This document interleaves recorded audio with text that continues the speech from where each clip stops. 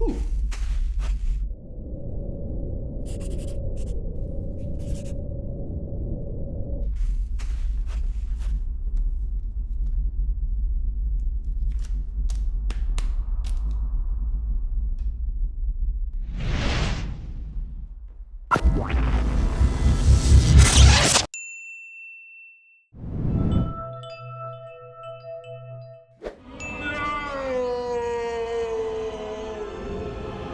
Thor is a lady now, at least as far as the comic books are concerned. For anyone who hasn't been keeping up with the Odinses, here's the intel from Asgard. Stripped of the powers making him capable of wielding Mjolnir, brawny bearded bay Thor Odinson is forced to find self-worth elsewhere. He looks lots of places, including the bottoms of some flagons of mead, as you do, while a mysterious woman happens upon said marvelous magical mallet and handily hefts it, assuming, literally, the helm of Thor. One point made explicit is that this new Thor is just that. Thor. Writer Jason Aaron explains this is not she-Thor, this is not Lady Thor, this is not Thorina. This is Thor. This is the Thor from the Marvel Universe. Now, many fans got upset about this, and they asked many very good questions. Is this in the best interest of the story, or is it just a marketing ploy / cash grab? Lots of characters have wielded Mjolnir in the past. Why didn't Captain America or Beta Ray Bill become Thor? Is this just more PC claptrap from the feminist Illuminati? Well, as a card-carrying member of the feminist Illuminati, I can answer that last one with a confident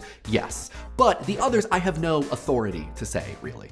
I do think Jason Aaron is doing a good job addressing these questions in the story, though, and I'm sure every upset Thor fan has given the book a read to see if their concerns have been addressed, and I'm guessing if they haven't, they'll judge it the same way they judge any other sudden continuity shift in a comics universe, because I am absolutely positive that this uproar has nothing to do with the fact that Thor is now a lady. Oh, come on! But politics aside, what I'm most curious about is how this person got Thor's name. And in answering that question, I think that we can learn some things about names, how they work, and even the story itself. So initially, this is deceptively simple. How did new Thor get Thor's name? Odin's son gave it to her. At the end of issue 4, new Thor calls Odin's son Thor, and he balks. "Do not call me by that name. I am not worthy of it," he says. "I am still the Prince of Asgard. I am still the Odin's son, but she is Thor now." New Thor protests, but Odin's son insists. We could view this the way Jamin views Link from the Zelda games, as a kind of title. By this logic, it makes perfect sense that Thor could be someone else because Thor is a position, an honorific even. But what if Odin's son doesn't intend to convert his name into a title? What if he actually wants to give this mysterious stranger his name? I mean, he does say, "I am not worthy of that name." This does give some credence to Jason Aaron's claim that this is Thor. Like, as far as I know, Throg and various other hammer wielders were never described as being actually Thor. It also means that the name Thor and the ability to command Mjolnir are a package deal, that the latter is the singular trait necessary to be, not be called, but be the former. This situation and its fallout sort of unearths, or I guess un-Midgards, some of our ideas about how names work, about which there has been endless debate. So we're going to focus on only one sort of dichotomy, that between Millionism and description theory. Millionism, named after J.S. Mill, says that names reference a singular thing, in our case, people, or I guess gods. Thor then means the person referred to by the word Thor. In short, quote, "All there is to the meaning of a name is its bearer." Were that it was so simple, though, because when a fictional person, Odin's son, or actual people, comics writers who have the authority to do so, change the meaning or bearer of a name, that doesn't mean it just happens. There is protest, both in the book and the actual world, for many reasons. One of them being, hey, this lady just isn't Thor. Names are related to their own history and how we use them, not just who has them, however that is determined. In other words, for the upset masses, new Thor might not match some sense of Thor, and so the reference is all wrong. For them, the cognitive construct that exists at Thor is this, not this, and so angry tweets. Further complication is provided by Thor's mononymity. As a name, it is singular, distinct. Like Sting, Shaq, or Oprah, Thor is more like the Empire State Building or the Nile River than it is, say, Mike.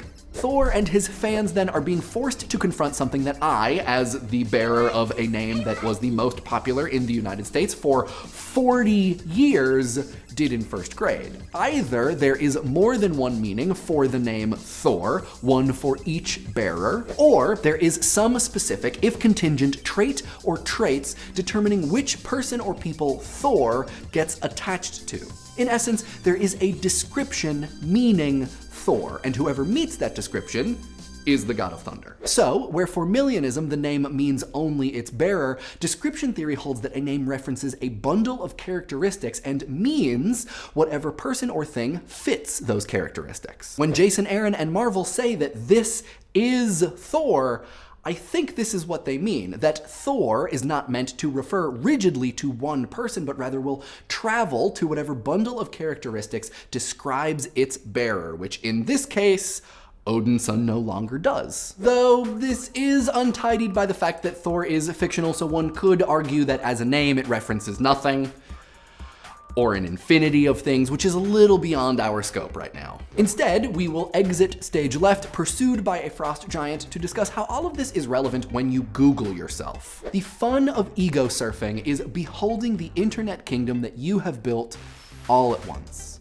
Ah yes, that time I wore ICP makeup, wonderful. That's a beautiful song, but because it's coming out of our mouths? But also finding people who have your name and seeing what characteristics they possess. The vastly different senses and references for something as personal as what your friends call out when they want to tell you that your shoes are untied. Of course, those sense and references might be less exciting the more common a name you have. Like, I'm always curious about what the other 4 Mike Rugnettas are up to. Michael Rugnetta, right from right here in Philadelphia, going to school at the University of Pennsylvania. That's right, love it there. But Eric Brown from Cornhaber Brown could probably make a full-time job out of tracking his Google gangers. Either way, the best and weirdest result of such endeavors is finding the least your name person with your name you can. My name is Jeff. The complete and seeming conflict of terms. A conservative mommy blogger to your punk rock guitar player, a wilderness photographer to your economics graduate student, a Mike Rugnetta that loves a Big Bang Theory and hates noise music. It's that guy's deal. And I wonder if this is because over and above referring to us, we also think of our names as describing us. And for some, though definitely not all, the more unique their name, the more bizarre the confrontation, the conflict of all possible senses and descriptions. Or maybe even the more devalued their own description feels because of that confrontation. When really, weirdly, neither one's name nor the description it suggests might be totally and necessarily theirs to begin with. What do you guys think? Does a name describe you or refer to you? And if you have a really unique name, do you get excited or frustrated or neither when you meet someone that has your name?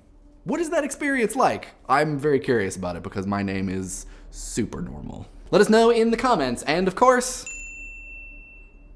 I'm actually on a road trip this week, some of which you're gonna get to hear about in next week's video. So for now, comment responses have to come from the temporary Idea Channel offices in Louisville, Kentucky. Let's see what you guys had to say about the SATs. Only in This Light talks about how the SAT is maybe doing exactly the thing that colleges want it to, which is showing which students come from wealthy backgrounds and therefore could turn into high-profile alumni, which will then donate lots of money to the college when they become very successful. And I would be really curious if anybody has seen anything about this idea, if there's been any research on it, because I think, yeah, it seems a little tinfoil hat-y, but it also sounds like a really interesting and way that people could possibly be thinking about test results. I'd be curious to know more about this if anybody knows more. Dan Smith talks about how the SAT is really just a symptom of an educational system that's been designed to sort of just churn out students, that it's kind of been industrialized. And this reminds me of Sir Ken Robinson, who we didn't talk about, but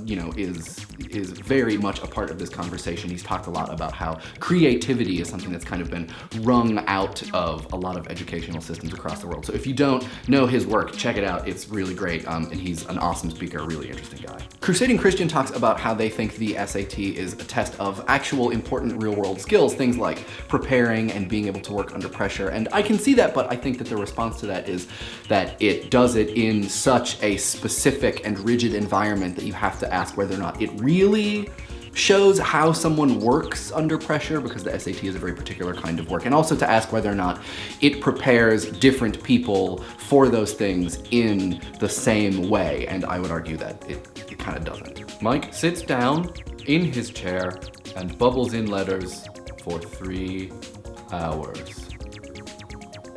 Sam Auciello writes about how tests, and maybe the SAT specifically, kind of are being used the opposite of what they're good for. That if you use a test to show where everyone is starting from and then teach from there, you are actually getting a sort of lay of the land, see what everybody's level of expertise is. But when you use it as the thing at the end of a learning experience so that people have to prove that they have learned something, you are causing this incredibly stressful and loaded situation that has all of the problems that the SAT does. And I think that this is a really, really great point, and one that we don't talk about nearly often enough. The test as the start of a learning experience to make sure that everyone is taught equally as opposed to the end of the learning experience. Callum Hogden talks about how they do testing in Australia, which is related to a set of sort of specializations that students choose. And yeah, I think this makes perfect sense, and I know is sort of related to the way that they do it in the UK with GCSEs and A-levels, and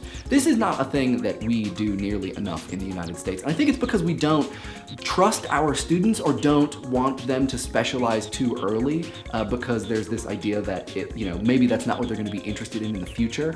But if you specialize early, it will always add interesting perspective to whatever you do after that, even if it's not directly related. And so yeah, I think it makes perfect sense, this way of doing it. Relatedly, Tim Wallis talks about the idea of engagement, which is getting students to design their own curriculum, which is a word that I've never heard used to describe that. And yeah, this comment is really, really interesting. Links to this one and all of the others in the doobly-doo. Danielle Groten talks about the importance of standardized tests being used to make sure that curriculum is actually being taught in schools. And as far as I understand it, right, the question or problem with this use of standardized tests is that the success of teachers is not always tied directly to the understanding of the students, and that the futures of the students are, in a certain way, still determined by the outcome of these tests, even if it is just meant to make sure that things are actually being taught.